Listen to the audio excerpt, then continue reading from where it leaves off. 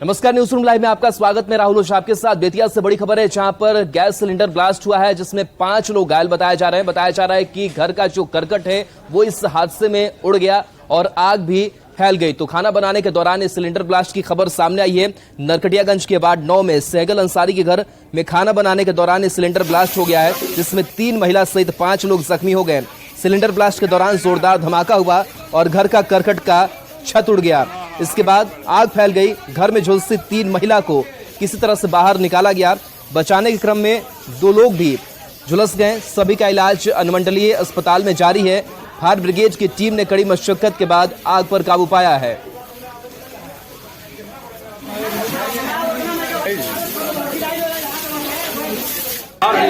कैसे खाना बन रहा था? खाना बन रहा था और हाँ एक सिलेंडर से खाना बन रहा है, एक सिलेंडर बाहर था है, हाँ। वहाँ से खींच लिया है। आग पूरा घर जल गया है। क्या आदमी झुलसा है? 2 आदमी हैं? 2 आदमी 2 आदमी झुलसा है। हॉस्पिटल गया है लोग।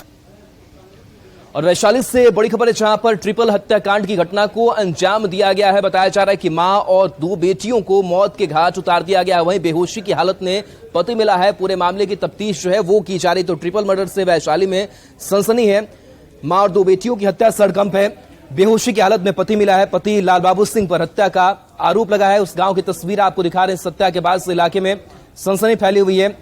काजीपुर थाना के चांदी गांव की घटना यह बताई जा रही है। वहीं पुलिस पूरे मामले की तफ्तीश करने में जुटी हुई है। मृतक आशा देवी, उसकी बड़ी बेटी कशिश और छोटी बेटी नंदनी की लाश खून से लथपथ मिली है।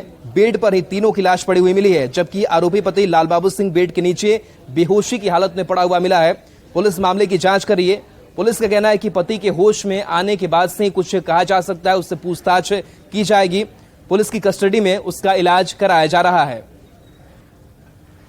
हम लोग वही 7, साढ़े 7, 8 बजने को करेंगे। कुछ नहीं रहती है ना? पहले से विवाद वगैरह कुछ होता था क्या? कुछ नहीं। क्या लगता है आप लोग को फोन किया होगा या नहीं, अभी तो हम लोग नहीं बता सकते।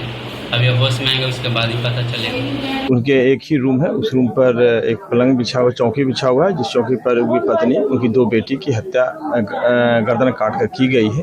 तो प्रथम दृष्टया हम लोग को पता चला है कि उनके द्वारा नशा किया करते थे और उसी क्रम में इनकी हत्या की गई है। यह पता अभी नहीं चल पाया है कि किस कारण से की गई, इसका हम लोग पता कर रहे हैं। और सहयोगी प्रफुल्ल हमारे साथ जुड़े हैं। प्रफुल्ल, मां 2 बेटियों की हत्या कर दी गई है। किसने हत्या की, क्यों हत्या की, क्या जानकारी मिल पा रही है?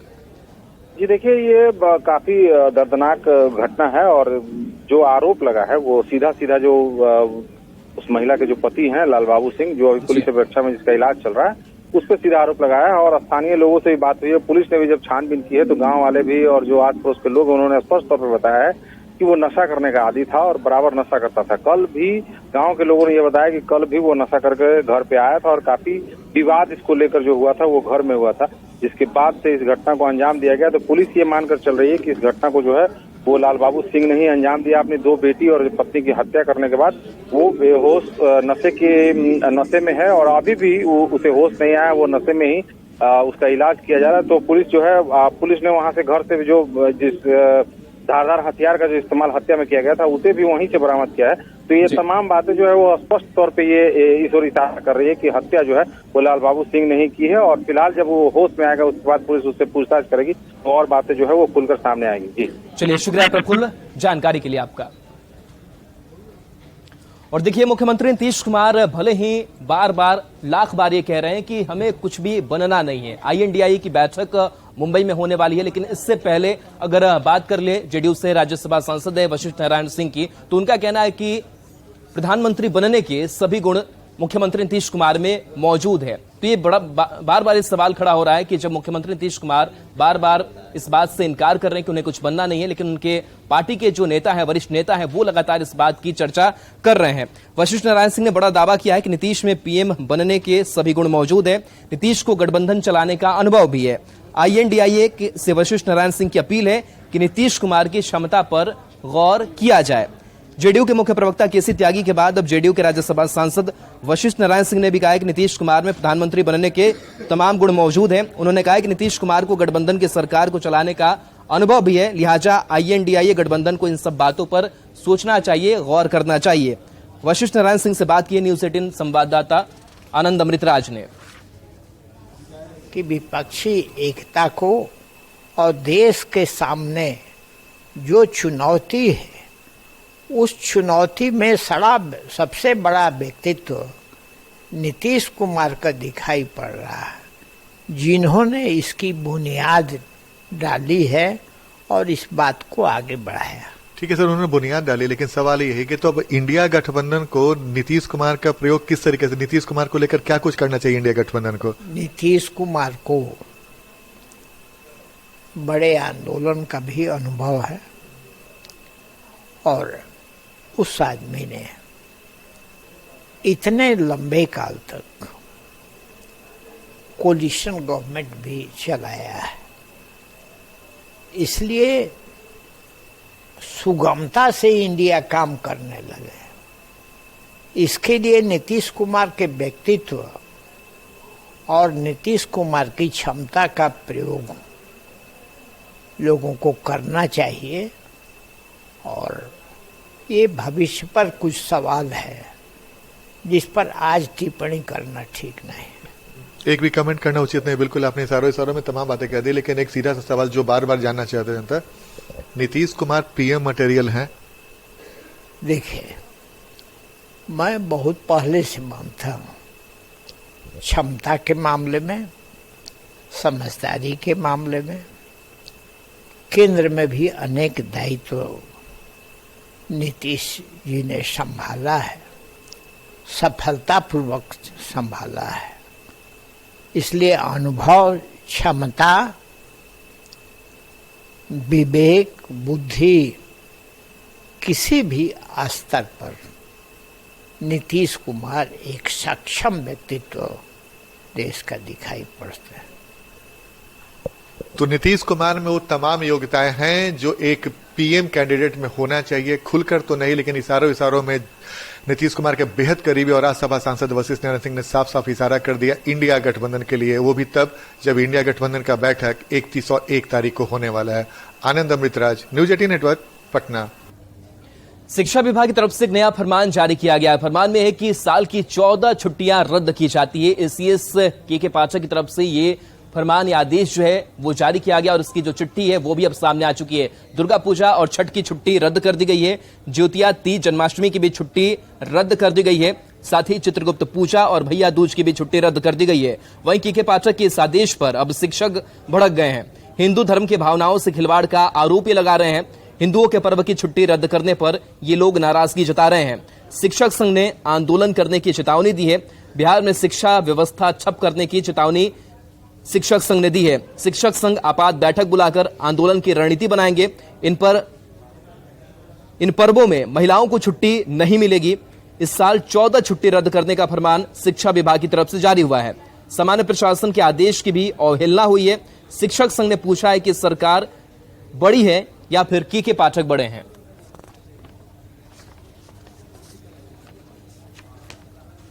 और देखिए, इस फरमान के बाद से अब गिरिराज सिंह जो बीजेपी के फायर ब्रांड नेता है, उनका भी एक पोस्ट सोशल मीडिया पर आया है और उनका यह कहना है कि हो सकता है कि अब नीतीश कुमार शरिया ही लागू कर दे। एक तंज जो है वो कसा है।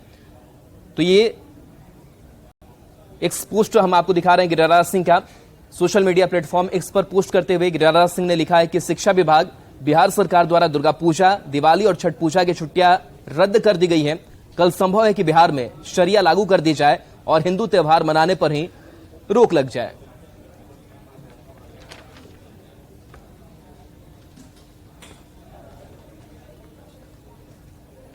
वहीं पर्व त्योहार की छुट्टियां रद्द होने के बाद से शिक्षक संघ भी इसका लगातार विरोध कर रहा है। शिक्षक संघ का यह कहना है कि हम बैठक करेंगे और रणनीति बनाएंगे, शिक्षा व्यवस्था को हम ठप कर देंगे। वहीं इस पूरे मसले पर सियासत भी खूब हो रही है।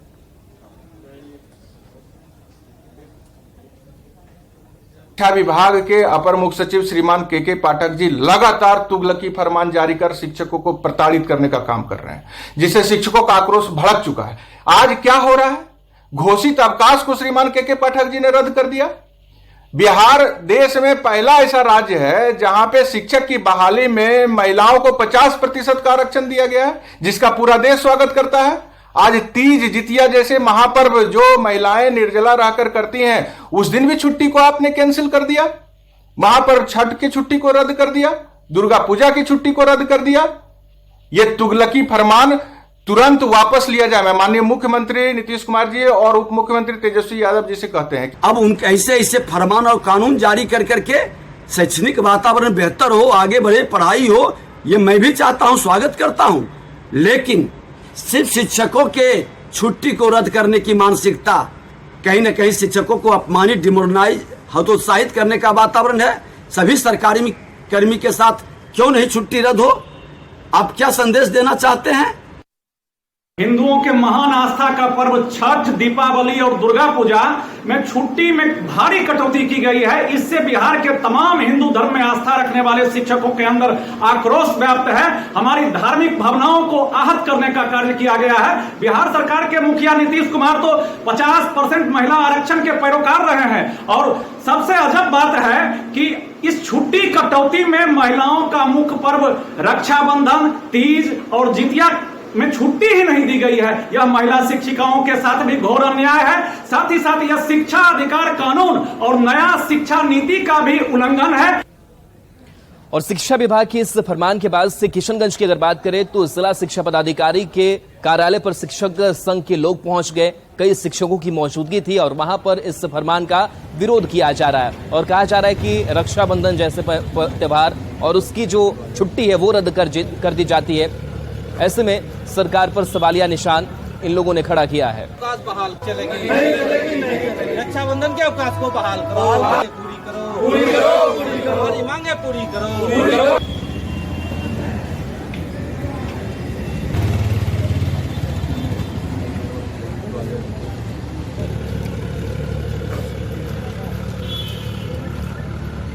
अवकाश बहाल करो। वहीं भवन निर्माण मंत्री अशोक चौधरी ने शिक्षा विभाग के इस फैसले का बचाव उन्होंने किया और कहा है कि आरटी के तहत इस फैसले को लिया गया, छुट्टियां कम की गई है। साथ ही उन्होंने कहा है कि जो फैसला लिया गया है वो छात्रों के हित में है, क्योंकि कई ऐसे काम पड़ जाते हैं जहां पर शिक्षा व्यवस्था जो है वो ठप पड़ जा रही थी और यही सोच करके शिक्षा विभाग ने फैसला लिया कि छुट्टियां जो है वो कम कर दी जाए। वक्त हमारे साथ मौजूद है बिहार के भवन निर्माण मंत्री अशोक चौधरी। अशोक जी, शिक्षा विभाग ने एक फरमान जारी किया है जिसमें उन्होंने कई सारी छुट्टियों को रद्द कर दिया है। तीज है, जितिया है, छठ जैसे पर्व है। हमको लगता है कि कहीं न कहीं जो राइट ऑफ एजुकेशन का जो प्रावधान है, जो राइट ऑफ एजुकेशन में है कि 1 to 5 के लिए मिनिमम क्लासेस कितना होना चाहिए और कितने मिनिमम क्लासेस हैं, और उसको ध्यान में रख करके इन्होंने रेक्टिफिकेशन किया है। और हमको लगता है कि जो छोटे बच्चे हैं 1 to 5 वाले, उनके लिए ये जरूरी भी है, क्योंकि राइट ऑफ एजुकेशन में उस प्रावधान को देखने के लिए राज्य सरकार को कहा गया है कि जहां जहां भी है कम से कम 200 दिन का क्लासेस होना चाहिए। तो उन सब चीजों को देखते हुए ही शिक्षा विभाग ने कोई नोटिफिकेशन इस तरह का निकाला होगा। लेकिन केंद्रीय मंत्री गिरिराज सिंह ने आरोप लगाया है कि जिस तरीके से छुट्टियां रद्द कर दी गई हैं हिंदुओं के जो पर्व के मौके पर, तो बिहार में धीरे धीरे आप लोग सरिया कानून भी लागू कर सकते हैं। देखिए, एक तो है कि सबसे ज्यादा छुट्टियां हिंदुओं के पर्वों के लिए ही है, तो जब कम भी होंगी छुट्टियां, अगर कम करेंगे या तो एक्ट ऑफ जो एजुकेशन 2000 उसको हम इम्प्लीमेंट करेंगे, तो छुट्टियां जिसकी ज्यादा होगी उन्हीं की छुट्टियां न कम होंगी। ये सब लोग बिदंगड़ा करने वाले लोग हैं, नहीं समझे? इन लोगों का एग्जिस्टेंस ही इसी से है कि कहाँ हम बिदंगड़ा कर दें। भर पेट लोग सिर्फ पुराण और रामायण भी नहीं पढ़ते होंगे, लेकिन बड़ा बड़ा चंदन लगा करके, रुद्राक्ष बांध करके, कोई टिकी में रुद्राक्ष बांध लेता है, कोई हाथ में रुद्राक्ष बांध लेता है और वो समझता है कि सबसे बड़ा हिंदू हम ही है। हिंदुत्व, स्पिरिचुअलिटी और रिलीजन 2 अलग अलग चीजें हैं। तो इस तरह के बयान का मतलब क्या समझा जाए? बिदंगड़ा करना है ना, किसी तरह से बिहार में वैसा बिदंगड़ा खड़ा कर दो, हिंदू मुस्लिम कर दो, फलना कर दो, सरकार हिंदू विरोधी है, ये है वो है। इतना तो बहुत बड़े काबिल लोग थे, काहे नहीं यहाँ पर तोड़ करके पड़ा हुआ था पटन देवी। कौन जाकर के पटन देवी मंदिर का निर्माण कराने में अपनी भूमिका का निर्माण किया? करनी धरनी इन लोगों को कुछ नहीं है, हवा पानी खाली बनाना है, कुछ कुछ बयान दे देना है, कुछ कुछ कह देना है कि जैसे हिंदू का बस उत्तेजना बढ़ जाए और मुसलमान के प्रति 10 गाली देना शुरू कर दें। इनकी राजनीति हो गई। इन लोग जोड़ने की बात नहीं करते हैं, ये लोग तोड़ने की बात करते हैं। हम लोग जोड़ने की बात करते हैं। तो हमारे साथ भवन निर्माण कैमरामैन सुबोध के साथ आनंद अमृतराज, न्यूज 18 नेटवर्क, पटना। देखिए, फरमान एसीएस के पाठक की तरफ से जारी किया गया और एसीएस के पाठक की तरफ से जो ये फरमान जारी किया गया उस पर अब आरजेडी विधायक भाई वीरेंद्र ने भी अपना बयान दिया। उन्होंने कहा है कि ये सरकार की भूमिका होती है कि जो छुट्टी की कैलेंडर है वो तय करती है, किसी अधिकारी को ये अधिकार नहीं है कि वो छुट्टी रद्द कर दे, कम कर दे। आखिर ये कैसे हो गया है, इसकी जांच जो है वो सरकार करेगी। मौजूद है आरजेडी के वरिष्ठ नेता और विधायक भाई वीरेंद्र जी, शिक्षा विभाग ने एक आदेश निकाला है जिसमें कई छुट्टियों को खत्म कर दिया गया, जिसमें तीज, जितिया, छठ जैसे पर्व हैं। आज सरकार कैलेंडर तय करती है कब कहाँ छुट्टी होगी, किस दिन छुट्टी होगी। अगर कोई अपने स्तर से कोई पदाधिकारी करते हैं तो सरकार इसको देखेगी। निश्चित रूप से किसी भी पदाधिकारी को छुट्टी बढ़ाने और कम करने का अधिकार नहीं है। कैलेंडर तय होता है साल का, किस विभाग का और कब छुट्टी होगी और स्कूलों में छुट्टी कब होगी, ये सरकार तय करती है। लेकिन कैलेंडर पहले जारी हो चुका था, लेकिन जो नया आदेश निकला उस कैलेंडर के हिसाब से भी कई छुट्टियों में कटौती कर दी गई। नहीं तो उसको सरकार देखेगी निश्चित रूप से। कोई अपने मनमौजी तरीके से कोई भी छुट्टी रद्द नहीं। वहीं छुट्टी कम किए जाने को लेकर के बीजेपी के राज्यसभा सांसद सुशील मोदी की तरफ से बयान सामने आया है और उन्होंने इस पर हमला बोला है और कहा है कि हिंदुत्व का विरोध यह सरकार कर रही है। यहाँ तक कि जन्माष्टमी की जो छुट्टी होती थी, जितिया की जो छुट्टी होती थी, कार्तिक पूर्णिमा की जो छुट्टी होती थी, रक्षाबंधन की छुट्टी को समाप्त कर दिया गया। ऐसी तमाम जो हिंदू की आस्था और भावनाओं से जुड़ी जो पर्व है उन छुट्टियों में कटौती उसको खत्म कर दिया गया। इतना ही नहीं तो दशहरे, दिवाली और छठ पूजा की जो छुट्टियां होती थी 9 दिन की, उसको घटाकर 4 दिन कर दिया गया है। तो ये क्या करें नीतीश? चेहलुम की छुट्टी वर्तमान है, विद्यमान है, मोहम्मद साहब के जन्मदिन पर छुट्टी है, हम उसका विरोध नहीं करते, वो छुट्टी भी रहनी चाहिए। लेकिन आप हिंदुओं के पर्व त्योहार की छुट्टियों को रद्द करते और बहाना क्या ले रहे हैं? Right to education. तो राइट टू एजुकेशन एक्ट की धारा 47 में ये भी कहा गया है, 27 में, कि गैर शैक्षणिक कार्यों में शिक्षकों को नहीं लगाया जाएगा। अभी बिहार में जातीय गणना हुई, ये शैक्षणिक कार्य है क्या? शिक्षा विभाग के इस फैसले के बाद से बीजेपी प्रदेश अध्यक्ष सम्राट चौधरी ने इसे तुष्टीकरण की नीति करार दिया है। लगातार तुष्टीकरण के चक्कर में लालू जी और नीतीश कुमार जी, बिहार की सरकार के द्वारा ये दबाव बनाया जा रहा है शिक्षकों पर कि आप छुट्टी में ना जाए, और अब तो आदेश निकाल दिया गया 14 छुट्टियों को रद्द करने का काम किया है, जिसमें जन्माष्टमी है, तीज है, दुर्गा पूजा है और गुरु नानक जयंती भी है। इससे बड़ा दुर्भाग्य कुछ नहीं हो सकता है बिहार के लिए कि नीतीश कुमार जी अपने प्रधानमंत्री बनने के चक्कर में नीतीश कुमार जी तुष्टीकरण के प्रकाष्ठा पे पहुंच रहे हैं। गया में आज अग्निवीर भर्ती योजना के तहत अब बहाली की प्रक्रिया शुरू हो गई है। फिजिकल टेस्ट देने के लिए अभ्यर्थी अलग अलग जगहों से पहुंच रहे हैं और फिजिकल टेस्ट दे रहे हैं। ये तस्वीर उस मैदान की दिखा रहे हैं जहां पर फिजिकल टेस्ट का आयोजन किया गया है। करीब 700 अभ्यर्थी फिजिकल टेस्ट दे रहे हैं। आज से 5 सितंबर तक बिहार के 11 जिलों के अभ्यर्थी फिजिकल टेस्ट में भाग ले रहे हैं। आज पहले दिन लखीसराय, नवादा और जहानाबाद के अभ्यर्थी फिजिकल टेस्ट दे रहे हैं। गया बोधगया मुख्य सड़क मार्ग के बीसेप के मैदान में दौड़, हाई जंप, लॉन्ग जंप सहित तमाम तरह के फिजिकल टेस्ट दिए जा रहे हैं। इसके बाद मेडिकल टेस्ट लिया जाएगा। बता दें कि अप्रैल महीने में ही लाखों अभ्यर्थी अग्निवीर को लेकर परीक्षा दिया था। और अधिक जानकारी दे रहे हैं संवाददाता एलन लिली। अग्निवीर योजना के तहत आज सेना बहाली की प्रक्रिया शुरू हो गई है और अभी हम मौजूद हूँ गया में, और गया के बीसेप मैदान है और यहाँ पर जो है सेना भर्ती की प्रक्रिया जो है सेकंड फेज की शुरू हो गई है। आपको बता दें कि इसके पहले जो है अप्रैल महीने में जो है वो रिटर्न पास आउट हुए थे और पास आउट होने के बाद जो शॉर्ट लिस्ट जो अभ्यर्थी हुए थे वो आज इनका जो यहाँ पर जो शरीर दक्षता होता है वो उनका यहाँ पर किया जा रहा है, फिटनेस तैयार किया जा। देख सकते हैं कि सबसे पहले जो है दौड़ किया गया था। दौड़ में जो बच्चे पास हुए हैं उसके बाद यहाँ पर फिटनेस किया जा रहा है। High jump, long jump, side जो सीना जो नापी होता है वो यहाँ पर किया जाता है। तमाम यहाँ पर जो अधिकारी वो यहाँ पर पहुंचे हैं। आपको बता दें कि आज जहानाबाद, नवादा और लखीसराय के अभ्यर्थी जो है वो यहाँ पर पहुंचे हैं और देख सकते हैं कि लगातार जो है ये आपको बता दें कि ये बिहार के 11 जिलों से जो अभ्यर्थी है 30 सितंबर से, यानी कि आज से 5 सितंबर तक 30 अगस्त से 5 सितंबर तक ये है बहाली जो प्रक्रिया है वो चलती रहेगी। कह सकते हैं कि पूरी तरह से दस्ता के तहत जो है वो सेना में बहाली प्रक्रिया चल रही है। हालांकि यहाँ के जो अधिकारियों का मानना है कि अभ्यर्थियों को सचेत किया है कि वो किसी दलाल या बिचौलियों के संपर्क में नहीं आए, क्योंकि सेना में भर्ती जो प्रक्रिया होती है वो पूरी तरह से पारदर्शिता होती है। एलनली न्यूज 18 गया। सिवान एसपी शैलेश कुमार सिंह फेसबुक के जरिए लोगों से संवाद कर रहे हैं, जनता दरबार की तरह इसका आयोजन कर रहे हैं। उनका ये कहना है कि जब हम जनता दरबार लगाते हैं तो बहुत सारे ऐसे लोग होते हैं जो दूर होते हैं और वो पास में आकर अपनी समस्याओं को नहीं रख पाते हैं, इसलिए हमने फेसबुक सेशन के जरिए लोगों की समस्या जानने की कोशिश की है ताकि पब्लिक पुलिस के बीच एक संबंध बना रहे। एसपी ने बताया कि हमने यहाँ जनता दरबार के माध्यम से लोगों से मिलकर समस्या सुनी, अब फेसबुक के जरिए समस्याओं को सुन रहे हैं। एसपी से बात की संवाददाता मृत्युंजय सिंह ने।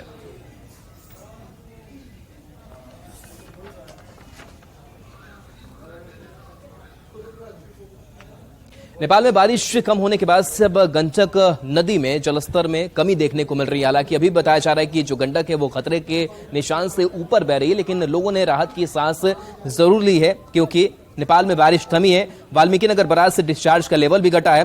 पिछले 24 घंटे में गंडक नदी में 15 सेंटीमीटर की गिरावट दर्ज की गई है।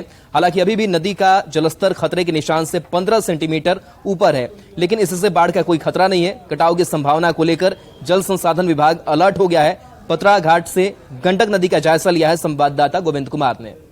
नेपाल में बारिश थमने और वाल्मीकि नगर बराज से गंडक नदी में डिस्चार्ज का लेवल काफ़ी कम होने के बाद से गंडक नदी अब सामान्य होने लगी है। हालांकि गंडक नदी अभी भी खतरे के निशान से तकरीबन 15 सेंटीमीटर ऊपर बह रही है, लेकिन इससे बाढ़ का कोई खतरा नहीं है और निचले इलाकों में भी पानी धीरे धीरे घटने लगा है। ये गंडक नदी की तस्वीर है और ये तस्वीर सदर प्रखंड के पतहरा घाट के पास की है और आपको एप्रॉन साफ तौर पर तस्वीरों में नजर आता होगा कि कल तक यहाँ पर पानी चढ़ा हुआ था, लेकिन अब पानी धीरे धीरे घटकर काफ़ी नीचे चला गया है। ऐसे में जलस्तर में कमी आने के बाद जल संसाधन विभाग ने राहत की सांस ली है। वहीं निचले इलाके में जो लोग बसे थे उन पर अब बाढ़ का खतरा टल गया है। गंडक नदी में अगर जलस्तर की बात करें तो 1,20,000 क्यूसेक के आसपास नदी में पानी का डिस्चार्ज इस वक्त चल रहा है, लेकिन जल संसाधन विभाग ने आने वाले समय में डिस्चार्ज के लेवल और भी घटने की संभावना जताई है। अभी फिलहाल यहाँ पे जो यहाँ पे लेवल चल रहा है वो डेंजर लेवल से करीब 15 सेंटीमीटर के ऊपर है और अगले हम 24 घंटों तक यही उम्मीद कर रहे हैं कि इतना ही डेंजर लेवल से 10 से 15 सेंटीमीटर ऊपर रहेगा, क्योंकि जो डिस्चार्ज वाल्मीकि नगर से छोड़ा जा रहा है वो 1,30,000 1,35,000 क्यूसेक के आसपास है। तो अभी लेवल यही रहेगा और काफ़ी सेफ हैं और अभी कोई प्रॉब्लम नहीं है। ये अच्छी खबर है कि नदी का जलस्तर घटा है और ऐसे में उन्हें अब जो चारे की संकट थी वो अब दूर हो गई है। वहीं दूसरी तरफ जल संसाधन विभाग को एक बड़ी राहत मिली है। गोविंद कुमार, न्यूज 18 गोपालगंज। सीतामढ़ी की बागमती नदी की बात करें तो जलस्तर में यहाँ कमी देखने को मिल रही है, लेकिन अधवारा समूह की नदियों की अगर बात की जाए तो इसका जलस्तर काफी ज्यादा बढ़ा हुआ नजर आ रहा है। इस लिहाज से कई जगहों पर पानी अब भी घुस रहा है, लेकिन बागमती नदी के जलस्तर में कमी होने की वजह से कई जगहों पर जलस्तर अब खतरे के निशान से नीचे है। वहीं परिहार प्रखंड के अधवारा समूह की नदियों के जलस्तर में बढ़ोतरी की वजह से मरहा और हरदी नदी का पानी सैकड़ों घरों में प्रवेश कर चुका है। और चलिए न्यूज रूम लाइव में फिलहाल के लिए इतना ही। न्यूज 18 बिहार झारखंड पर खबरें लगातार जारी है।